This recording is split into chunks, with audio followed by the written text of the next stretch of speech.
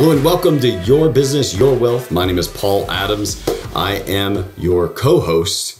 I'm also the CEO of Sound Financial Group, and I'm joined today by a man who's responsible for us missing a release last week because he was called away by the CIA. They needed some diplomacy down in South America on the narco drug ops. So Corey, I'm so glad you made it back safe, sound, and as smiley as ever. I was just thinking, Paul, I told you, I can tell you that, but you tell anyone else, I have to kill you and them, but I don't know how we're going to accomplish that on the podcast. It's good news. The CIA has some frequencies they can send out into the headphones. You don't worry, I'm going to tell both of our listeners that they can't say anything, okay? So we'll get that totally handled, no problem. So everybody, we've got just a fun show for you today. We're going to be talking about housing markets and how they're overheating, what the media is talking about there. We're going to be talking about cryptocurrency. Hot topic. Hot stuff. Hot stuff. One volatile. hot, funky estate too. And we're going to talk a little bit about, what'd you say, some funky stuff? A hot, funky estate. Hot, funky estate, James Brown, and an idea why it took 15 years for his estate just to settle and lay out. But just as a reminder to everybody, if you're not subscribed, be sure to subscribe. If you're on YouTube, hit that bell for notifications. And as always, if you just do a review or share this episode with somebody, you will be doing some great good for our show. We do this for free, just wanting to help people elevate the way that they think about money and get you away from some of the media morass that's barking at you every day, and in a way that helps other people who never have to have the need to engage our firm. The people that do, we know are going to reach out to us from this. So as I've heard it said, your compliance is appreciated. So with that, if you write a review on our show, just an honest review, send us a screenshot to info@sfgwa.com, and Paul will send you any book from that bookshelf behind him that you want. Probably everything. I'm just double checking. That one by George W. is signed. So every book but that one I might be open to sending. And the Ronald Reagan it would cost like $500 to ship. It's kind of big. So yeah, probably not that one. It's like a tome. Okay. So with that, let's talk housing. Corey, things are getting a little pricier even over in your neck of the woods in Illinois, yeah? Everywhere. It's hot tamales. It's insane in the real estate market right now. And we're noticing it just with our clients across the country that it feels like it's appreciating. And what's going to happen? Is there any end to this? And some of the is there any end to this has a bit of a, let's just call it an echo of 2008. Now, I don't think any of the things are in store for a meltdown similar to what happened at the end of 2008 into 2009, and we slogged through part of 2010. I think it's just an awareness of the American public, especially even as, you know, as we get older, we're working with people who've seen more life experience, and now they've seen things like the tech bubble, they've seen the housing boom, and now they're seeing this and they go, well, those high prices, I'm not sure if that's good or not. So let's just talk about it a little bit. And where we're going to go is to Fox News, and they had this article, Housing Market Black Swan Bubbling. Now, if you learn anything from what we talk about and we look at these articles, is the headline is meant to interest you. Do not allow the headline to inform you.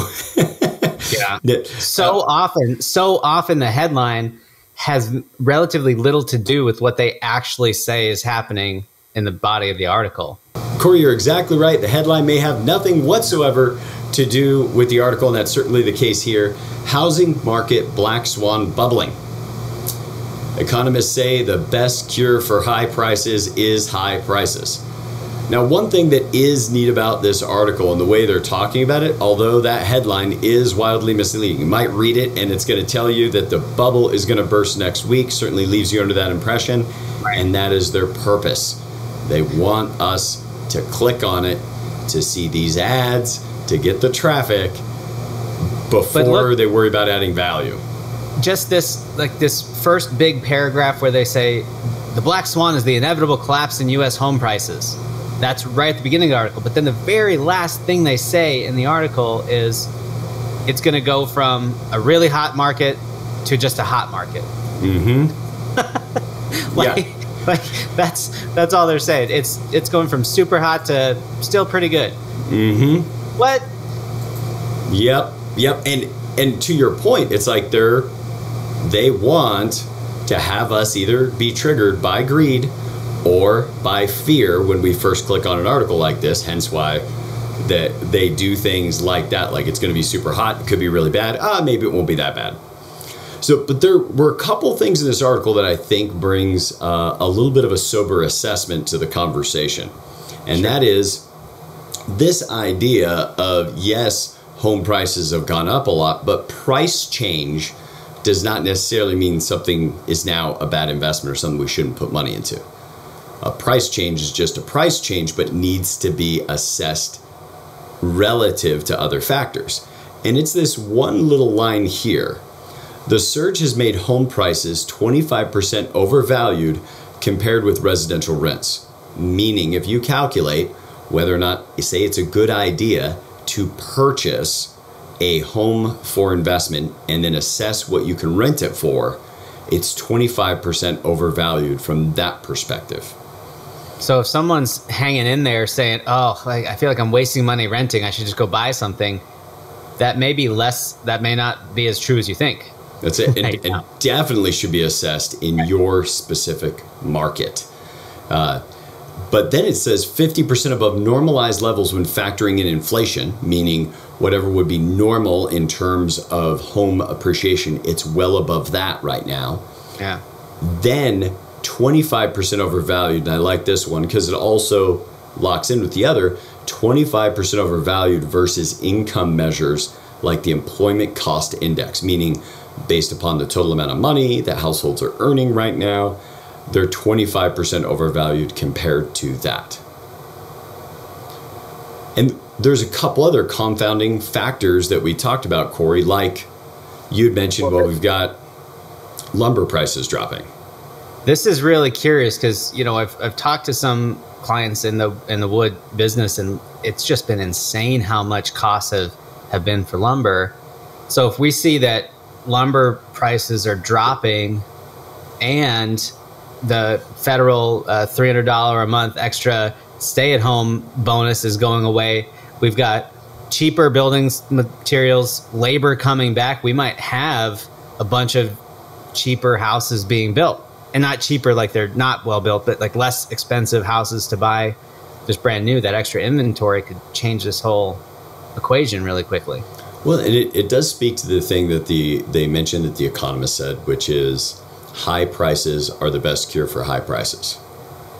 And I think of it like, even, you know, people will talk about price gouging, Corey, like it's a terrible thing. And so when there's a hurricane in Florida, it's terrible that people would overcharge for plywood. But as people like Thomas Sowell and Milton Friedman have written about extensively, is that what that also does is transmits pricing information. So that people will drive from, you know, Colorado with a load full of lumber on the offhand chance they can make a premium selling it in Florida than they could selling it in Colorado. And it actually produces the supply needed for people who are willing to pay the price. Right. You cannot price gouge, but then the supplies don't show up. So one, this increase in prices is making an announcement to people like home builders to say, we want more homes. And that's good. But the second side is that there's inelastic things that pricing still respond to. So to take that price gouging example, let's say you have a bunch of hotels and people are evacuating Florida, which for everybody that's gone through Ida, holy mackerel. I've seen the picture. Yeah, I'm not on the ground there. So if this is a little hot or sensitive to you, I apologize. But you do get amazing weather the rest of the year, and nobody calls me and apologizes for my 9 months of darkness up here in the Pacific Northwest. So we had Paul Adams to turn a nice heartfelt apology into. Yeah. So that's why I'm here. I do have a heart. It's hidden somewhere under the beard. With that, but with the price gouging, say on hotel rooms, people make different choices. If Corey and I were leaving an area and needed to get a hotel in a surge situation, well, if the hotel's $150 each, then we just get 2 different hotel rooms, no big deal. But if each hotel room is charging $350, we make a different decision as a consumer. The supply is inelastic. but the way that we use it becomes elastic. So that in a pinch, it's like, oh, rather than Corey and I getting 2 hotel rooms, we'll just share a hotel room, because we're price sensitive that way. And the same thing could happen with a whole family. Instead of getting 2 rooms, we get 1 room. Something similar is happening in the housing market, where people are choosing to stay in their current home longer. People are choosing to have an extra kid and just build a bunk bed instead of giving them their own room. And some of those things are going to play into this repricing as well. But one thing we know for sure from pricing the stock market and otherwise is the reason it's the price it is right now is people are willing to pay it. Yeah. Okay. Yep. Now, we want to hear what you guys think. So be sure in the comments, let us know where you think housing prices are going, and just try on your prediction abilities. Do you think that they go up another 10% this year? Or do you think that maybe home prices will just sort of level out, and then with the incoming inflation that it'll just slowly chip away at that and it'll normalize pricing again against the inflated dollar? Super interested in it. But one thing I would say for everybody, be invested somewhere. If you're not invested in real estate with home ownership or rentals, be invested in the market, because those inflationary pressures work equally on assets. The place you don't want to be in an inflationary environment is a place where it doesn't respond to inflation like the cash in your bank. Cash, yeah. But speaking of hot markets, things that are priced the way they are and people don't fully understand why, let's talk a little bit about cryptocurrency. And so this is going to take us over to Robinhood, this article from the Wall Street Journal. The trading app posted a $502 million loss in the second quarter due to an emergency funding deal. So this was the funding deal where they had to create additional liquidity because there was so much trading on things like GameStop and cryptocurrencies that required they get all this extra capital. So they posted a loss, but they also are posting a truckload of revenue. So, and that's the crazy thing, is that they went public. A lot of people are buying and holding on their stock, and they're posting a loss still. Just don't forget, they're posting a loss in the midst of all of this. Well, and if you read the rest of the article, you almost forget. It's like revenue more than doubled in the second quarter, thanks to a torrent of customers trading cryptocurrency. But the company posted a loss earlier in the year because of this emergency funding deal. So this is one of the first things that's so easy to skip over. They had revenue of $565 million in its first earnings report since its July public offering. In the second quarter of 2020, Robinhood generated a profit of $58 million on $244 million. So that's, if you take out that emergency funding deal, they've got a pretty profitable enterprise. But they earned $233 million in fees of the $565 million total just on crypto trading. And they haven't allowed crypto for very long. No. That's what's crazy. It is real new. And this is the thing that just hits me, is that, let's say somebody has shouted and screamed and shouted about how great something is for a while, and that turns out to no longer be a very good idea for the individual investor. If it's half of Robinhood's revenue, could they just come out and say, hey, we don't think this is a good idea for individual investors anymore? No. And the reason they can't isn't a moral, they're bad people. The fiduciary responsibility they have to those stockholders says they can't do things that will harm the fiduciary interest of the stockholders, which is not you as the person trading on the app. Unless you bought some of their IPO using their own app, which they let some people do. But this is the... Yeah, I was going to say, I love this. I mean, I kind of wondered if Robinhood stock, if their IPO is one of the meme stocks Robinhood's been so famous for propping up. Is it just because so many users are buying it? And this is a really important piece about Robinhood's business model. As you can see from this crypto trading, they don't make money on us making money. They make money on us trying to make money, which is a very different thing. That volume and all that activity and moving around is what they make money on. Well, and the way they make the money, we've talked about this on the show before, they make the money by directing the trades to institutions that can pay them on the margin of the trade, which can lead to less effective execution. There's effectively people saying, I'll pay you, Robinhood, just to process your trades. And I think in that episode, Corey, if I can incorrectly quote you, I think that's what I'll go with that term. Call it paraphrasing. Yeah. Something to the effect of, if you don't know what they're selling, like you go on the app and there's no trading costs, they're probably selling you. Yeah. Your data, your trades, your behavior on the app. People are paying them for all of those things so that they can make more money. They being the large financial institutions with whom you're transacting. You are in the room with the 800-pound gorilla, whether you know it or not. It's kind of like the book quote from our book, which you can see over both of our shoulders, Your Business, Your Wealth. If you don't know what you're doing to get a seat at the table, then you might not be at the table. You might be served on the table. Ooh, that was the incorrect misquote I was looking for. Now, here's the other kind of funny thing. So this article goes on to just talk about where they make their money and who they bounce these trades out to. But then Wealthfront came out. This is actually from an industry publication called RIA.biz. But Wealthfront came out and decided they're going to add crypto to their platform.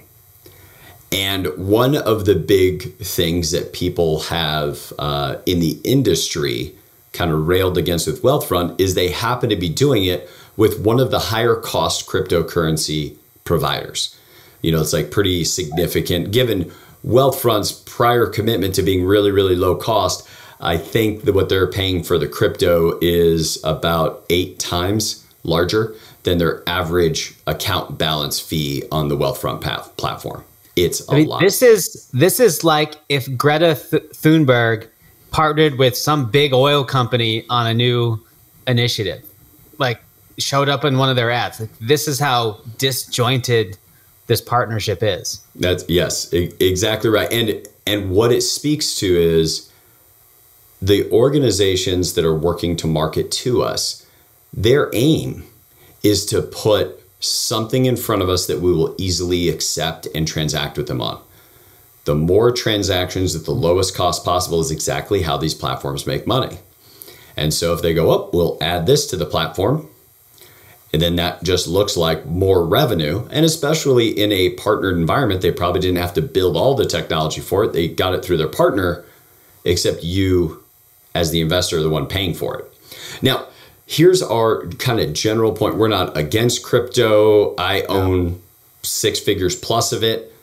Not by trading. I didn't buy any of it. Okay. It was all kind of created out of thin air. I mean, if we really think about any of this crypto stuff, it's sort of a lot of work. And I own some too. I did buy mine, but just a little bit to have fun and be in the market. And we do that because we want to be able to make sure we speak the language of what our clients are being affected by. Oh, go ahead, Corey. I'm sorry. Well, Paul did the work of actually building rigs that can mine. Like, you have deep knowledge of how this works.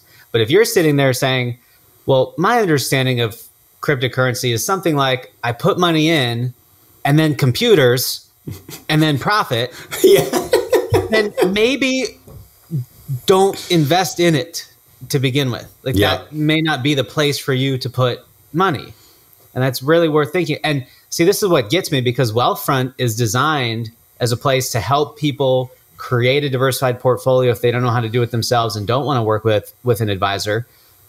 But I don't think that's what they're offering in crypto. I haven't. Is there some kind of index fund of crypto that they're offering through that? Yeah, like a couple different, like basically ETFs of crypto, but one of them has lost its tracking altogether, is one of the comments in the article. So not only might it be more expensive, but the rise and fall of it isn't even rising or falling appropriately with Bitcoin for whatever reason. And this is the thing. If you're going to invest in crypto, we're a fan of people doing things. The reason I did what I did is those of you who know, who listen here often, we'll talk about it again. If you listen to our past episodes, you're going to hear it. If you're deploying your human capital into something, you're buying a rental property and flipping it. If you invested your human capital, you can outperform market rates of return. But what you're outperforming it on isn't the market. You're outperforming what other people's human capital can do in that environment. So if you're an experienced real estate investor, you can buy the same property and have a different profit margin than somebody who's, as my children would say, a noob.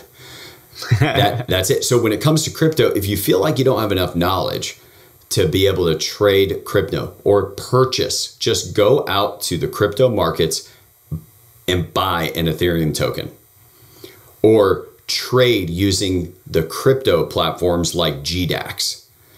If you don't know enough to do that, it's probably not a good idea to just off and speculate in any of these coins. You'd be far better off putting your money somewhere else, because if it pays off, it will have been a paid off gamble. And my guess is if you took $10,000 to Vegas, you probably have nearly as good a likelihood as an inexperienced crypto investor of coming out on the positive side, and you'll have better memories. At least you'll have some stuff in your iPhoto that you can either celebrate or be ashamed of later. And let's put this in a historic context, because you know, in the 90s, I remember getting things in the mail. I mean, it wasn't to me, it was to my parents, but I was interested in this kind of thing even then. Like, here's how to trade pork belly futures or orange juice concentrate. Like, that was what crypto is now back then. We just said commodities. Right. Just call it commodities. And that sounds good, because it's like a thing you eat, you drink orange juice, you buy it in the store, you eat pork. This is like that. Just like if you don't understand how those commodity markets work, maybe don't speculate in them. If you don't understand this crypto, it's no different. That's it. And what you guys put in the comments below, anything you'd like us to cover on crypto, we'd be happy to go deeper into it. We do have some pretty good knowledge in this space. Certainly, I would say we stand head and shoulders above most investment advisors in terms of our knowledge on it and how it could tie into the rest of your affairs, and point you to the direction of resources you might want to explore deeper. So if you want something like that, or go deeper in any particular thing around crypto, just put that in the comments and we'll circle to it in a future episode. All right, Corey, our last one of the day. This is James Brown, the godfather of soul. And let me just say, I don't follow pop culture a lot. I got to tell you what shocked me most in reading this article was James Brown was dead. So that was that was news to me. Didn't I see him on SNL last week? Yeah, I could have swore. I mean, that guy is so prolific. Watch SNL. This could have been 30 years from now, and I probably still would have been like, I thought they just had him like preserved somehow, and he was still performing like once a month down in Vegas or something. So here's what we know about this from this article. He had a will, but it seems like that might be all that he had. And that's part of the issue right there. Well, and a will, so for those of you that aren't as familiar, there's a will and then there's a trust, okay?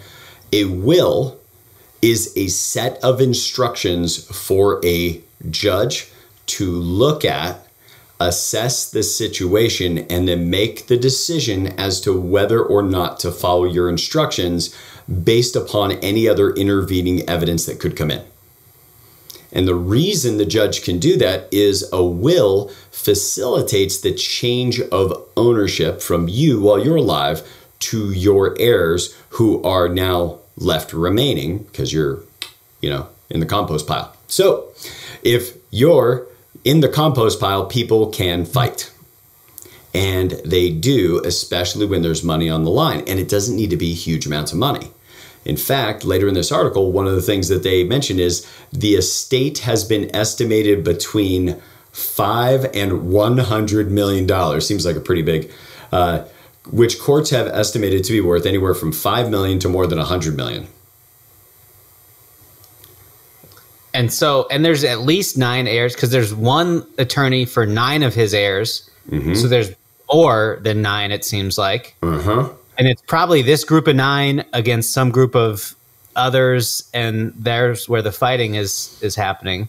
So it could be less than $1 million. It could be $500,000 or less per person. Let's say 300,000 per person that's really on the table here, because he's also supposedly giving a lot of it to some charities that he's trying to fund.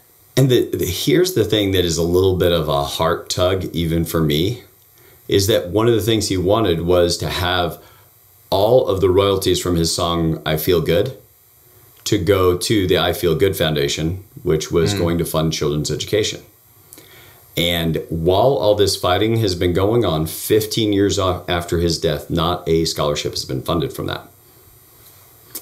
So what can you do to prevent this from happening? Many of you listening, if you're not already there, in all likelihood, if you're going to support a good-sized six-figure income in retirement, you're probably going to have an estate worth more than $5 million, just by virtue of being a good saver and investing. And this is the kind of fighting that can happen. And this is against a high-profile person, all that, like more embarrassment potential. You know, these people could be in the news for being upset about what they're... One of us dies, like the people that would come and bring the court cases, they don't have to worry about being in the news. They don't have to worry about any bad publicity. They will go after your estate. And so a will becomes that set of instructions. What we want our clients to do as often as is reasonable is just get a simple family trust that owns your assets while you're alive, so that all that's changing is who runs the trust. It's a private transaction.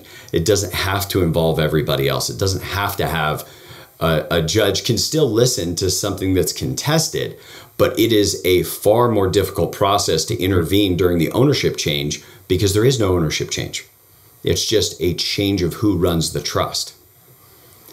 And because of that, your stuff stays private. They don't have to do all the public disclosures that really give people a sense of how much money you have. And you can put the stipulations in the trust that you want followed when you pass away, so that they can continue uninterrupted the way that you intended. Because doing something like this, not only with the will, and this wasn't his intention, I know that, who would want to leave the fight behind? But leaving the fight behind is all too often the case, where what ends up happening, I was speaking, unfortunately, Alex Weingarten, if you're listening, we'd love to have you back on the show. We had this great attorney I interviewed while we were testing some new technology, and the new technology ate my interview with him. So Miranda's working on getting him rescheduled. But one of the things he talked about is he's had people with huge amounts of money. He goes in as the guy who litigates large estates. And he says he gets brought in by the estate planning side of his firm to say, here is the kind of mess I've seen happen if you don't get this estate planning handled now. And this doesn't need to be estate planning like, I'm going to avoid this tax. Just putting your intentions down and then having the conversation with the heirs and allowing people to share their concerns or their upset or their pissed offness, whatever, while you're still around. So you could either adjust your plans if you care to, or at least they can cool off so the shock isn't there at the reading of the will. Like a movie where there's this scene of like, dramatic, like what's the will gonna say? I was just gonna say, way better. I just watched this incredible documentary with my kids. It was entertaining, engaging. It was Garfield 2, I think is the term, something about Garfield the Prince. And there is this huge estate. This woman has all of these animals, and the will is being read, and she's leaving it all to her cat. But the nephew doesn't know this yet. He's their only surviving heir, and he's sitting there, and he's excited, and all that. And he's like, to the one who I love the most, and he's like, my auntie, to who's always been there for me. He's like, this is a little embarrassing, and he's just like, almost standing up, getting ready to accept it. And that's enough. You don't need to say any more. And the attorney says, sit down. I'm not complete yet. And all those qualities she was listing was for the cat. And so the cat gets all the money until the cat dies. And then the whole movie is about Garfield and his friends stopping the cat from getting killed by this guy. Sort of dark, really, if I think about it. I think if you just wrote out that plot line, I'd be like, I'm not showing that to my kids, but it was hilarious. But that shock, with no ability for the heirs to resolve that, whatever it was, they could just be under the impression that things are going to, or they just made it up out of whole cloth, but their expectations are still not met. Mm-hmm. So being in a position where you're just saying, hey, I am leaving $200,000 to the Catholic Church. So that later somebody, I think her priest got to her and stuff, must have been a last minute change. Like, no, it's just, here are my intentions. Let them hear it from you so that they don't have to hear it from the attorney. And then do your planning in a way that isn't going to take 15 years to wrap up. We wouldn't want that for any of you, or for the obvious amount of upset that probably exists in that family after a 15-year court battle. And then most of the estate's probably going to get eaten up by those very attorneys, because I've had attorneys work on something for 5 hours and been surprised by the bill. 15 years. So with that, that's our show for today. We encourage you guys, share this episode, write down in the comments the worst situation that you've seen in a family disagreeing about money after somebody's death. We would love to share those. And I'm going to do a shout out to one of our listeners. Corey just told me about this morning that during one of my jokes that scared the daylights out of Corey when I set it up, a guy was in the middle of a heavy bench press and dang near guillotined himself. He was laughing so hard. So to all of you working out at the gym, don't stop. Just get a spotter. Definitely keep listening to our show at the gym. Just make sure somebody's nearby. Say, I am listening to one of the most hilarious guys that I've ever listened to who does a financial podcast. And Corey has his partner, Paul, on, who is sometimes offensive and periodically funny. So with that, we hope this has been a contribution to you guys being able to design and build a good life. Don't forget to share the episode. I don't know, should I set up I should set up a Patreon, just let people give money to us? No? No, because I don't want to have to deal with the state regulators about that. I'd have to, sounds like a good idea. For all the regulators listening, we're not setting up a Patreon.